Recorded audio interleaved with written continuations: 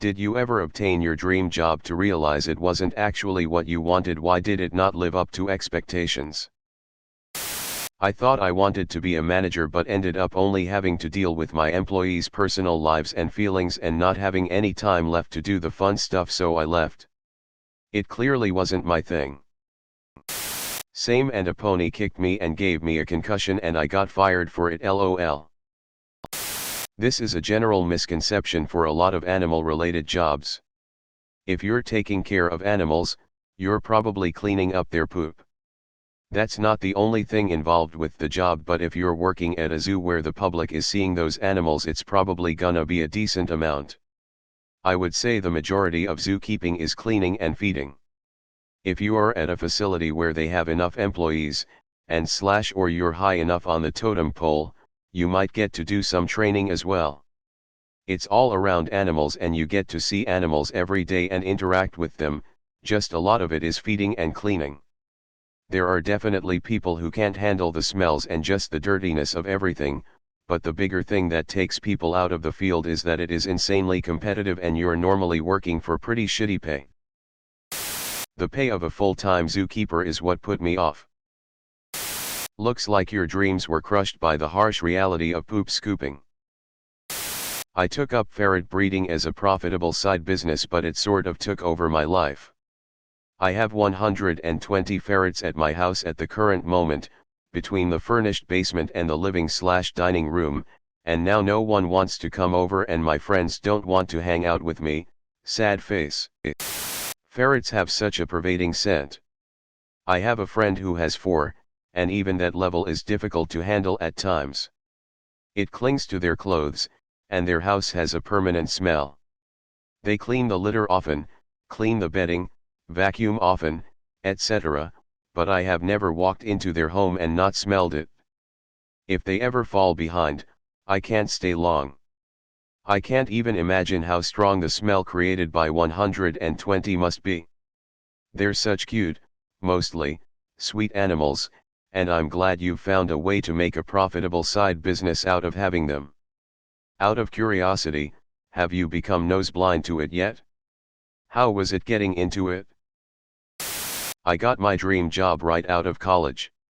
I wanted to work in sports, specifically Major League Soccer in the US. I've been a soccer fan my entire life, played it as a kid, and was pumped when MLS began in '96 and Kansas City, where I lived at the time, had a team. I went to college to major in engineering, figured that was a better choice of career. I figured out kinda quick that engineering wasn't my thing, so I switched to speech communication and decided that I would stay and do a master's in sports management in hopes of that giving me an edge. I managed to get an internship with the Chicago Fire while I was still in school. It basically consisted of working on a traveling soccer marketing/sales experience with inflatable human football and target shot. It was fun as heck. I'd drive 2 hours each way from school to the Chicago suburbs on Saturday and Sunday during that season. I'd spend my own money to spend the night in a hotel if there was a game to work on the weekend. I loved it. They hired me full-time for the next season after I graduated, and I took over managing that marketing vehicle, as well as doing ticket sales. I absolutely loved working for the organization, but I hated my job. I'm not a salesperson. I never got comfortable calling people and asking them to buy tickets. Didn't matter that all of my leads were previous customers and youth soccer families and teams. I wasn't nearly pushy or confident enough to be good at the job. I worked 7 days a week. If I wasn't in the office, I was out at soccer tournaments or league days. Game days were fantastic. It was the culmination of all of the work you put in, but we were working the entire time. I used to say that I would get to see about 90 minutes of play total through the 15 or 16 home game schedule. 7 days a week, 55 to 70 hours usually. All for a starting salary of $16,000 plus commission for sales. Got an advance of $8,000, so it was really starting at $24,000. This was around the turn of the century, so it's not now, but that wasn't enough to really live on even then. My best year ever, I made $36,000, and I was top 10 in the league in new season tickets sold, it helped that we bundled Manchester United v Bayern Munich tickets into our season packages, though that was a god-awful game itself. Eventually the ownership fired the beloved general manager, brought in some asshole from the then New York/New Jersey Metro Stars, who then brought in an even bigger asshole to run ticket sales, and I took the hint and left. Bounced around a couple minor league outfits in the area before attending an open interview day at my current company and managed to get a job in supply chain. Starting salary was $4,000 more than I made in my best year at the Fire, and I've been at the same place getting promoted pretty consistently for the last 16 years. I am so glad that I got to work in sports, probably wouldn't trade it, but my god it sucked, and the office job I found after leaving has actually turned into my dream job. Yeah. I always wanted to be a part of the music industry but didn't want to be a performer. I went to college for audio engineering, and was a live sound engineer/stage tech/guitar tech for about 7 years. I did love the job and I'm glad I did it, but it was pretty clear after I started touring that it wasn't feasible for me as a lifestyle. In order to do the job consistently, you have to basically be homeless and miss everything that happens at home. It wasn't like I was miserable and being held hostage, but after missing enough birthdays and holidays with family and instead spending them with other random stage techs that you aren't super close to, it gets hard to rationalize. The days are long but the pay doesn't reflect that. If it was a show day, I'd usually work like 16 hours straight. I was working with pretty big name acts, but my day rate was still about $175 a day, and if I asked for a raise they'd call someone else. Everything I did was also as an independent contractor, so my taxes were fucked to begin with. That was actually what forced me out of doing it full time. The change to the tax code in 2017 pretty much ruined my career. I went from paying in $600 per year to paying in $4,000 in 1 year. When I quit, I still kept doing it on the side for a few years with some of the local audio companies I worked with coming up, but it paid way less than touring, which already didn't pay a lot. After about 2 years and the beginning of COVID, I walked away entirely to focus on my career as an electrician, which is a much better fit. I miss the experiences but I don't miss the lifestyle. Again, I'm glad I did it, but I'm glad I don't do it. Stagehands don't get enough credit for the physical labor they do. I did theater tech in high school and sound for our tech crew in college, and I got to work at NACA showcase, and I have so much respect for roadies now. One of the performers, who we would go to the bar with after, husband is with New York One, I forget the proper name of the union. Not the same, but similarly, I wanted to be involved with music but am not creatively gifted enough to be a professional songwriter/performer, so I thought getting in on the business side would be cool. Nope, just a regular job like any other. Unless you're directly involved with the talent and live performances, you're a desk jockey like anyone else.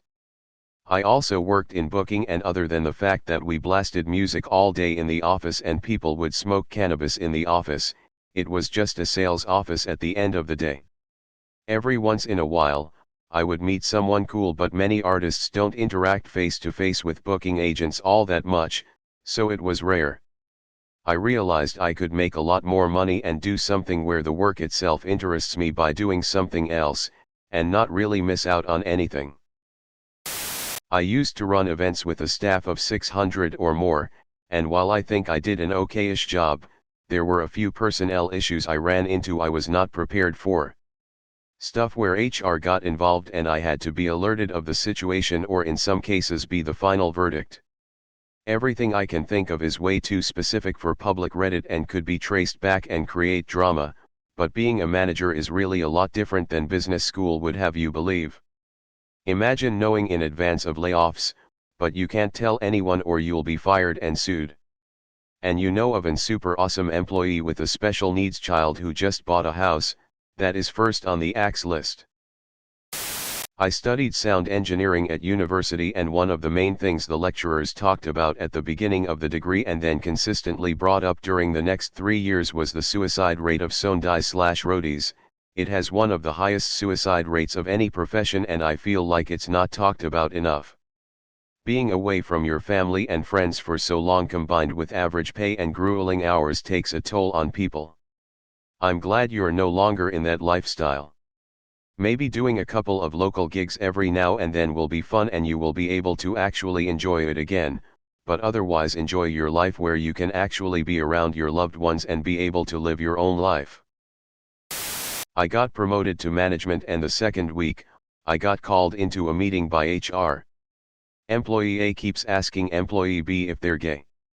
Employee B has no problem with the concept of being gay, but they have a problem with Employee A asking them about it constantly. WTF is wrong with people? And why do I have to deal with it all of a sudden? Yeah, I'd much rather be an individual contributor than deal with that nonsense. I spent 4 years moving from front counter to management and it's just 10 times the bullshit for a bit more pay. Never again. I managed for a few years, had a team, did the hiring, and firing. Then, there were some changes in my personal life where I needed to drop back to a part-time position. My employer agreed to it, but I basically worked independently, no team, no career advances, etc. I was fine with it. Ended up being a blessing, my life improved so much working fewer hours, working more independently and having a whole lot less overall responsibility. All throughout childhood and college I wanted to be a zookeeper. When I was finally offered the internship though, it took me less than a week to realize I couldn't stomach it. It's a lot less playing with and training cute animals and a lot more cleaning up the vilest messes and being bombarded with the absolute worst smells on planet Earth than I imagined. Anything related to animals, a lot of people have in mind that you can spend hours petting them or whatever, the fall is usually pretty rough. I work in an animal shelter, and the amount of people that are like, oh you're so lucky, but then they try helping us out a couple days and they suddenly change their tunes to holy shit I didn't realize your job was so hard. And shelters are definitely on the easy end of the spectrum when it comes to this stuff. I do love my job though, so I can't complain, but it's not roses and fluffy things all the time for sure. Ugh, it's really that hard to cope with it? I'm studying zoology in college, freshman, trying to be a zookeeper, but at every career day event there are heavy warnings about the smells and how strong of a stomach you need. Is it that much worse than volunteering at an animal shelter or working at a doggy daycare? Those can get pretty stinky. Just stronger from bigger animals, or, worse than just that. What is that gross zoo smell that seems to hang around the zoo, or at least large areas of the zoo? I don't think it's POO. Often you can smell it when there's no POO in sight and the keepers have done a great job keeping everything clean. And it doesn't quite smell like POO, but very pungent and offensive. Am I the only one or have others noticed that zoo smell?